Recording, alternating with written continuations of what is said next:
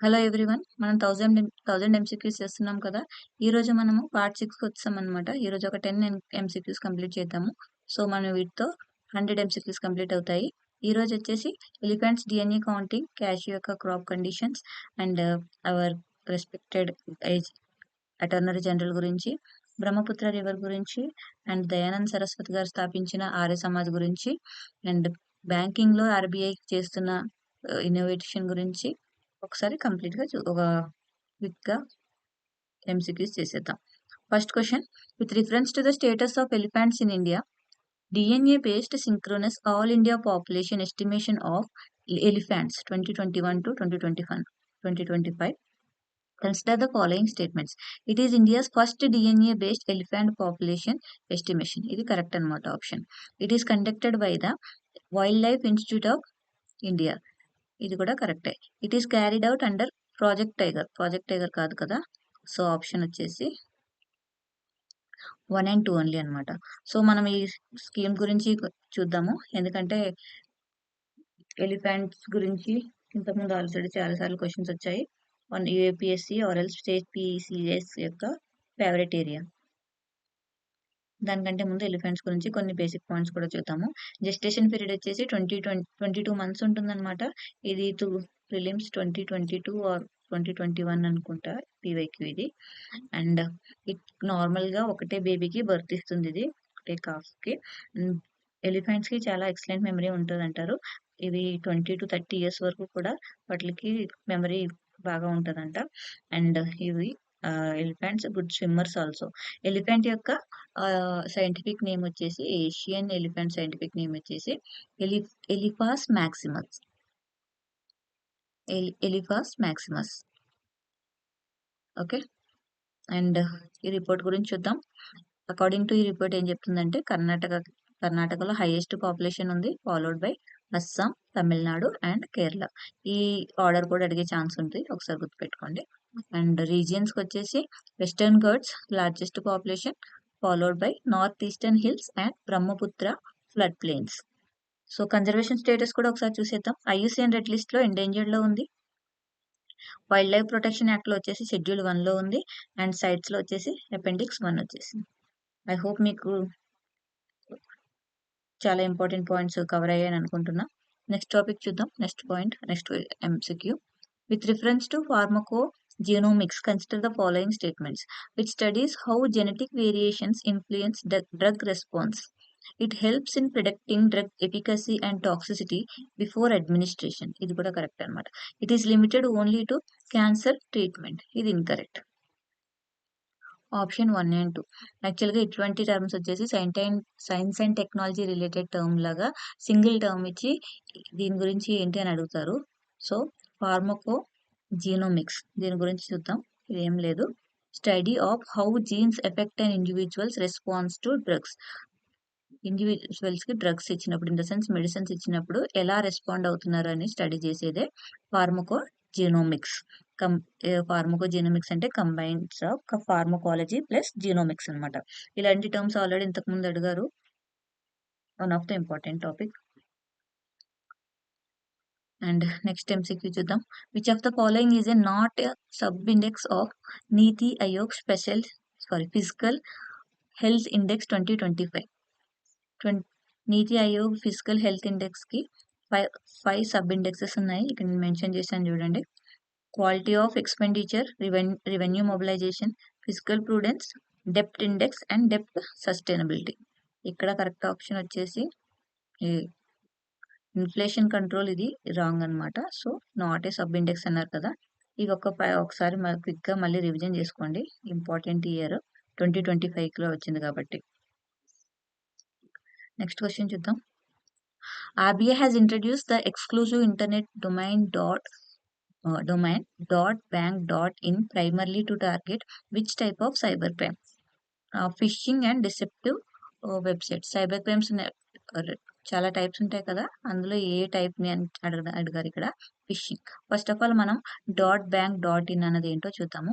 ఇంతకుముందు www.sbi.com అని, www.axisbank.com ఇలా డాట్ కామ్స్ ఉంటాయన్నమాట. ఇలా డాట్ కామ్స్ ఉండడం వల్ల సైబర్ నేరాలు ఎక్కువ అవుతున్నాయి. జనాల్ని ఈజీగా మోసపోతున్నారని చెప్పేసి చిన్న తేడాలే ఉంటాయి. డాట్ కామ్ ఉంటది. మనం మైన్యూట్‌గా చూడలేం కదా! అందుకని ఏం చేశారంటే ఏ బ్యాంక్ అయినా సరే ఇప్పుడు ఫర్ ఎగ్జాంపుల్ కెనరా బ్యాంక్ ఉంది. కెనరా బ్యాంక్ .bank.in అని ఉంటదన్నమాట.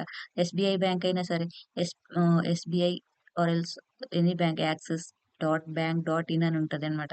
అంతేగాని .com అనేది ఏ యూజర్‌కి ఇవ్వరు. ఓకే. ఈ .bank.in అన్నది ఎవరిస్తున్నారంటే అదే ఇంకొక ఎంసీక్యూ ఫ్రేమ్ చేశాను చూడండి. Which organisation has been authorised as the exclusive registrar for the .bank.in domain. So, institute for development and research in banking technology. ఇలాంటి టెర్మినాలజీస్ గురించి ఇంతకుముందు చాలా సార్లు మనకు క్వెషన్స్ వచ్చినాయి. అండ్ ఇది ఇంకా ఇంపార్టెంట్ కూడా. ఎగ్జామ్ పాయింట్ ఆఫ్ వ్యూ కాకుండా మనకి జనరల్ అవేర్‌నెస్ కూడా చాలా ఇంపార్టెంట్ టాపిక్ ఇది. నార్మల్‌గా ప్రతి దానికి .com ఉంటే మనం చూసుకోలేం కదా!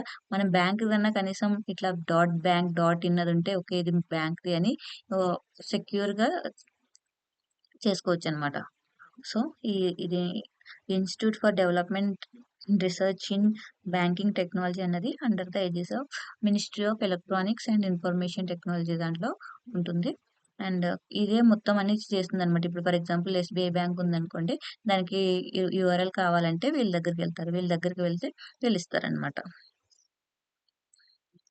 సింపుల్ టర్మే ఈజీగానే ఉంటది. మళ్ళీ ఒకసారి రివిజన్ చేయండి. నెక్స్ట్ క్వెషన్ చూద్దాం. Consider the following statements about cashew. Cashew గురించి ఎందుకుందంటే ఇప్పుడు న్యూస్‌లో ఇరాన్ ఇరాన్‌కి మనము క్యాష్యూస్ ఎక్కువ ఇంపోర్ట్ చేస్తామనమాట. ఎక్స్‌పోర్ట్ చేస్తామనమాట. ఎక్స్‌పోర్ట్ చేస్తాము. సో, ప్రెజెంట్ ఎక్స్‌పోర్ట్స్ అన్నవి ఆగిపోయినాయి. సో, ఈ క్యాష్యూ గురించి మనం కరెంట్ అఫైర్స్‌లో ఉంది. ఒకసారి దీని గురించి కొన్ని డీటెయిల్స్ చూద్దాం. It is native to Brazil in Latin America. Yes, ఇది కరెక్టే. It was introduced to India by the British in the 18th century. British కాదు, Portuguese. It is a tropical evergreen plant. మనం క్యాష్యూ ప్లాంట్ గల conditions కూడా ఒకసారి చూసేద్దాం. ఇక్కడ answer వచ్చేసి 1 అండ్ 3 ఓన్లీ. క్యాష్యూ ప్లాంట్ వచ్చేసి బ్రెజిల్‌కి నేటివ్ ప్లాంట్ అని అనుకున్నాం కదా! దీనికొచ్చేసి టెంపరేచర్ 20-38 డిగ్రీస్ వరకు ఉండాలనమాట. అండ్ రెయిన్‌ఫాల్ వచ్చేసి 1000-2000 ఎంఎం యాన్యువల్ రెయిన్‌ఫాల్ ఉండాలి. India second largest producer and exporter of cashew nuts. ఈ పాయింట్ గుర్తుపెట్టుకోండి. అండ్ ఫస్ట్ వచ్చేసి ఐవరీ కోస్ట్ ఉంది. Next India, Vietnam, Benin and Tanzania. And మన స్టేట్స్‌లో వచ్చేసి మహారాష్ట్ర, ఆంధ్రప్రదేశ్, ఒడిస్సా, కర్ణాటక అండ్ తమిళనాడు. ఆంధ్రప్రదేశ్ సెకండ్ ప్లేస్‌లో ఉంది. ఇండియాలో అయితే second largest producer and exporter. ఇక్కడ ఎక్స్‌ట్రా ఇన్ఫర్మేషన్ కూడా కొంచెం ఇచ్చాను. Cashew export promotion council of India. ఇదొక నాన్ ప్రాఫిట్ ఆర్గనైజేషన్ అనమాట. గవర్నమెంట్ ఆఫ్ ఇండియా ఎస్టాబ్లిష్ చేసింది. అండ్ దీని హెడ్ క్వార్టర్స్ వచ్చేసి కొల్లాం, కేరళలో ఉన్నాయి. ఓకే. కొల్లాం, కేరళలో ఉన్నాయి. అండ్ మేజర్ ప్రొడ్యూసర్ వచ్చేసి లార్జెస్ట్ ప్రొడ్యూసర్ ఇన్ క్యాష్యూ వచ్చేసి మహారాష్ట్ర ఉంది. ఇది ఒకసారి గుర్తుపెట్టుకోండి. అండ్ ఈ కొల్లం సిటీనే cashew capital of the world అంటారనమాట. ఎందుకంటే ఇట్ ప్రాసెస్ రఫ్లీ 80% of India's export quality cashew kernels. ఇది మ్యాప్ పాయింట్ ఆఫ్ వ్యూలో కూడా కొంచెం ఒకసారి ఇచ్చాను. ఐ హోప్ మీకు క్యాష్యూ గురించి చాలా ఇంపార్టెంట్ టాపిక్స్ కవర్ అయ్యాయని అనుకుంటున్నా. నెక్స్ట్ క్వెషన్ చూద్దాం. With reference to Attorney General of India, consider the following statement. He has the right to speak in both houses of parliament. Yes, it's correct. He can participate in the proceedings of parliamentary committees. ఇది కూడా correct అనమాట. He has the right to vote in parliament. No. Attorney general like Lok Sabha, Rajya Sabha ఏ సభల్లోనైనా సరే participate చేయొచ్చు. And he has the power to speak also, but vote వేయడానికి మాత్రం ఆయనకి లేదనమాట. సో ఇక్కడ క్వశ్చన్ వచ్చేసి which of the following statements given is or incorrect అంటున్నారు. సో ఇలాంటి క్వశ్చన్స్ చాలా ఉంటాయి మనం కరెక్ట్ స్టేట్మెంట్ చూడాలి. ఇది ఇన్కరెక్ట్ అంటే ఇక్కడ 3 ఓన్లీ ఇన్కరెక్ట్. ఒకసారి అటార్నీ జనరల్ గురించి కొన్ని ఇంపార్టెంట్ పాయింట్స్ చూద్దాము. అటార్నీ జనరల్‌ని ఎవరు అపాయింట్ చేస్తారంటే ప్రెసిడెంట్ అపాయింట్ చేస్తారనమాట. కానీ క్వాలిఫికేషన్ వచ్చేసి నార్మల్‌గా సుప్రీం కోర్ట్ జడ్జ్‌కి క్వాలిఫై అయ్యే క్వాలిఫికేషన్ ఉండాలనమాట. First of all supreme court judge అయ్యే క్వాలిఫికేషన్ ఏంటంటే must be citizen of India. మనం ఆల్రెడీ ఇంతకుముందు ఇది కవర్ చేసాము. ఇంకొకసారి క్విక్ రివిజన్ అవుతుందని చెప్తున్నా. ఈ మస్ట్ హ్యావ్ ఈ 3 కండిషన్స్‌లో ఏదైనా ఒకటి ఉండాలనమాట. 5 years as a judge of high court అని ఉండాలి. Or else 10 years an advocate of high court or a distinguished jurist అయినా అయితే కనుక సుప్రీంకోర్టు జడ్జ్ కావడానికి క్వాలిఫికేషన్ ఉంటుంది. ఎవరైతే సుప్రీంకోర్టు జడ్జ్ క్వాలిఫై అవుతారో వాళ్ళని అటార్నీ జనరల్ ఆఫ్ ఇండియాకి సెలెక్ట్ చేస్తారనమాట. ఇంకా రిమూవల్ ప్రాసెస్ వచ్చేసి ఫిక్స్డ్ టెన్యూర్ ఏముండదు. Pleasure of the president pleasure. For example attorney general ఎప్పుడైనా గవర్నమెంట్ మారిందనుకోండి, అటార్నీ జనరల్ని నార్మల్గా కొత్తగా అటార్నీ జనరల్ని న్యూ గవర్నమెంట్ అపాయింట్ చేసుకుంటుందన్నమాట. లైక్ న్యూ గవర్నమెంట్తో పాటు అటార్నీ జనరల్ కూడా మారుతూ ఉంటారు. ప్లెజర్ ఆఫ్ ది ప్రెసిడెంట్ అన్నాం కదా, can be removed at any time by the president and he can also resign the voluntary. Next question చూద్దాం. With reference to the Brahmaputra river, consider the following statements. It originates near Manas Sarovar Lake in Tibet. Option incorrect. It also known as Yerlang Tsangpo in Tibet. It enters India through Arunachal Pradesh. ఈ question వచ్చేసి CDS మన 2026 exam అయింది కదా, ఇందులో వచ్చిందనమాట. ఈ option వచ్చింది. అరుణాచల్ ప్రదేశ్లో బ్రహ్మపుత్ర రివర్ని ఏమంటారు అని. దిహాంగ్ అనమాట. ఐ హోప్ బ్రహ్మపుత్ర రివర్కి చాలా నేమ్స్ ఉంటాయి, అవన్నీ ఒకసారి ఇంకా రివిజన్ చేసేసుకోండి. దీని ఒరిజిన్ వచ్చేసి యాంగ్సీ గ్లేసియర్ నియర్ కైలాస్ రేంజ్ ఉంటుంది, మానస సరోవర్ కాదు. అండ్ నెక్స్ట్ క్వశ్చన్ చూద్దాం.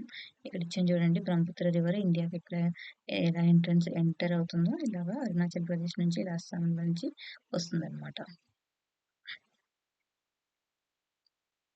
With reference to seismic waves, consider the following statements. P waves are longitudinal in nature. Yes, it's correct answer. S waves can travel through both solids and liquids. It's incorrect. P waves travels faster than S waves. Option వచ్చేసి 1 and 3 only. P waves, S waves గురించి ఇంతకుముందు చాలాసార్లు question వచ్చింది. ఒకసారి ఇట్లా compare చేస్తూ చూద్దాము. P waves and S waves గురించి.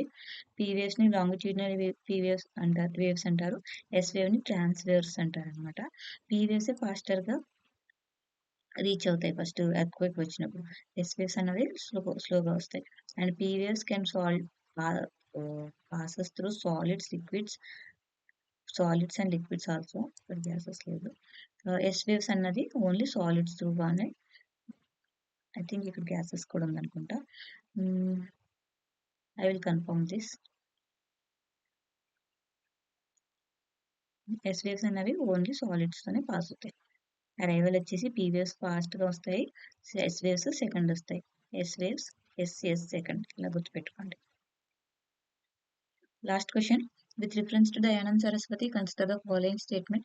He was the founder of Arya Samaj. Arya సమాజ్కి ఇప్పటికి 2025కి 150 years అయిందనమాట. ఈ న్యూస్లో ఉంది. అండ్ ఇలా 150 years అయినవి మనకి ఎంసీక్యూ అడిగే ఛాన్సెస్ ఉంటాయి. అండ్ నెక్స్ట్ స్టేట్మెంట్ చూద్దాం. He opposed idol worship and promoted Vedic teachings. Yes, it's correct. He support the caste system based on birth. ఇది ఇన్కరెక్ట్ అనమాట. కరెక్ట్ ఆప్షన్ వచ్చేసి 1 ఓన్లీ. 2025కి ఆర్య సమాజ్ వచ్చి 150 years అయిందన్నాం కదా.